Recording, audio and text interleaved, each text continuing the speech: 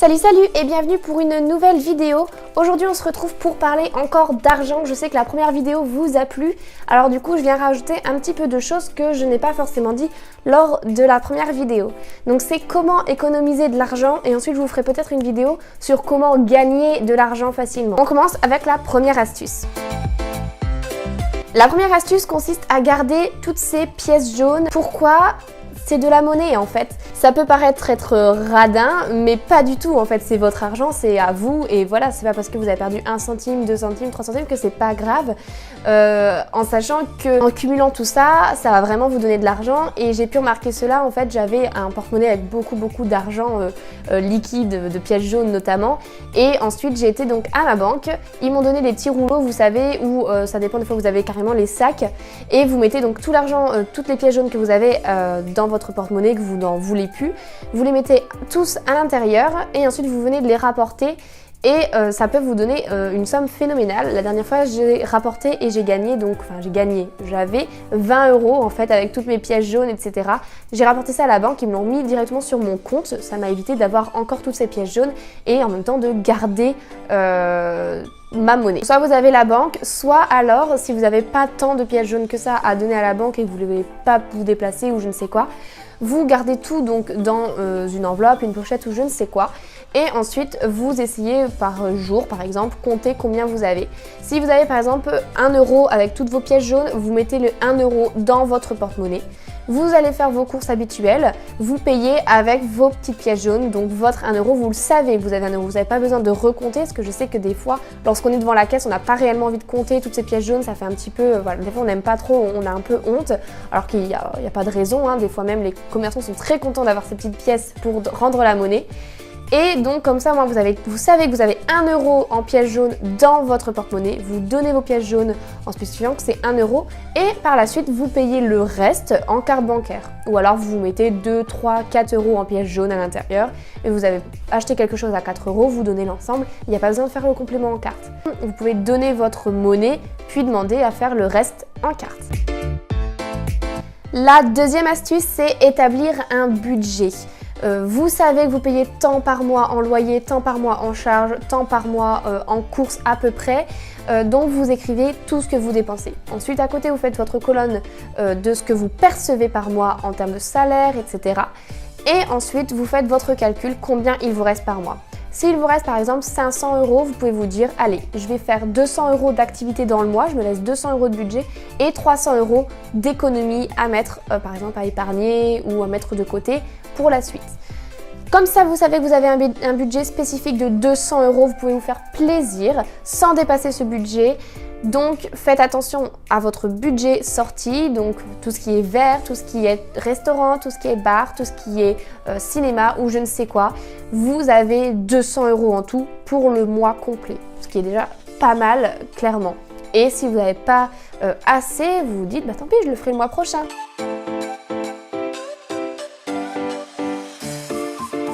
Avant tout achat, il faut se poser une question qui est en ai-je vraiment besoin ? Vous allez par exemple n'importe quoi, je veux dire un supermarché, vous voyez une boîte de Kellogg's qui vous donne tellement envie que vous voulez l'acheter. En ai-je vraiment besoin ? Non. J'ai encore une boîte de Kellogg's chez moi, donc c'est pas grave, je l'achèterai le mois prochain. Et donc elle a beaucoup de calories, donc du coup je sais que je la mangerai pas réellement, donc je vais laisser tomber et voilà, je l'achète pas. Ça, c'est une question à vraiment se poser. Pour tout, hein, que ce soit aussi pour les vêtements. En ai-je vraiment besoin ? Oh, un petit top noir. Oui, mais j'ai déjà 2 tops noirs à la maison. Ok, celui-là, il est un petit peu différent, mais c'est un top noir, j'en ai déjà 2. Donc, non, j'en ai pas besoin. Si réellement, vous hésitez, vous savez pas trop quoi faire, attendez 2 semaines.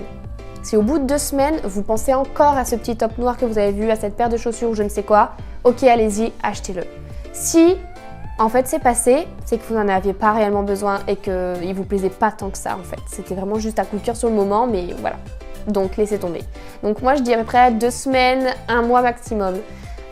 Maximum, il y a toujours plus, hein, mais c'est parce qu'après, bon, les vêtements tournent, etc. Donc on a peur qu'il y soit plus. Donc si réellement au bout de 2 semaines, c'est que vous avez craqué en fait. Donc vous pouvez y aller. Ensuite, vous avez les applications pour tout ce qui est économie. Donc vous avez Too Good To Go, j'en avais déjà parlé je crois à la première vidéo, donc qui vous permet en fait de voir les restaurants ou les boulangeries à côté de chez vous qui ont un surplus de nourriture et donc du coup qui les vendent à moindre coût.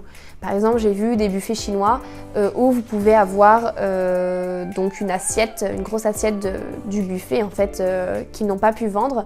Il leur reste les bras, donc du coup ils vous vendent par exemple à 4 €. Donc là, ça vous fait un repas à 4 € alors que vous l'aurez payé à 15 € dans un restaurant. Ou la baguette de pain à 50 centimes à la place d'1 € ou ce genre de choses. Bref, vous avez donc cette application Too Good To Go qui permet de faire ceci. Donc c'est bon pour la planète, c'est bon pour vous et c'est des économies, c'est génial. Sinon, vous avez également Shopmium. Donc Shopmium, c'est une application qui vous répertorie toutes les économies en ce moment à faire, toutes les promotions que vous avez simplement sur l'application. Vous achetez donc votre produit en magasin, vous scannez le code barre donc avec votre téléphone. Donc vous prenez la photo, vous l'envoyez avec également la photo de votre ticket de caisse et là, il vous rembourse directement sur votre compte Shopmium ou sur votre compte de banque. Donc ça c'est très pratique parce qu'il n'y a réellement rien à faire, il n'y a pas de choses à compléter, de sondage, de machin, etc. Il n'y a rien à faire, il y a juste à prendre une photo ou deux et vous l'envoyez directement sur le site. Après, l'inconvénient avec ceci, c'est qu'on a envie d'acheter en fait alors qu'on n'en a pas réellement besoin. Donc posez-vous toujours la question, en ai-je vraiment besoin? Si vous avez un pack de lessive à moins 50%, en ai-je vraiment besoin? Préparer sa liste de courses en avance, il me semble que j'en avais parlé dans la première vidéo mais pas profondément. En fait, vous écrivez donc les menus que vous voulez faire dans la semaine ou dans les 2 semaines à venir. Donc par exemple, voilà, je vais faire des pâtes à la carbonara, donc j'ai besoin de crème, d'œufs, de lardons et de pâtes. Donc vous l'écrivez sur votre liste de courses et vous écrivez votre menu, tel jour j'ai besoin. Et ensuite vous allez faire vos courses. Parce que sans liste de courses, sans menu ou sans choses comme ça, vous pouvez pas vous en sortir en termes de budget, vous allez acheter n'importe quoi. Et nous on a déjà fait l'expérience, au début on achetait de la viande, des pâtes, du riz, des légumes. Et en fait on oubliait ce qu'on avait acheté, on savait pas le faire, on savait pas l'accommoder avec quoi, on n'avait pas l'idée en fait de la recette. Que là quand on fait les menus et quand on fait les courses en fonction du menu, on a exactement la date de péremption, donc on sait à peu près, voilà, j'avais pensé faire ça mercredi, donc il faut que ça tienne au moins jusqu'à mercredi. Donc voilà, j'arrive vraiment à réaliser mes budgets, il y a beaucoup plus d'économies et en plus beaucoup moins de gâchis. Enfin, vous avez aussi acheté d'occasion. Alors c'est vrai qu'il y a beaucoup de personnes qui n'aiment pas acheter d'occasion, mais il faut faire attention parce qu'il y a occasion et occasion. Il y a occasion mauvais état et occasion neuf.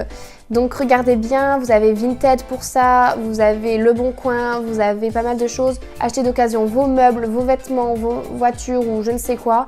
Achetez d'occasion. C'est un bon pas pour l'environnement, c'est bon pour votre économie également. Donc c'est que du bonus.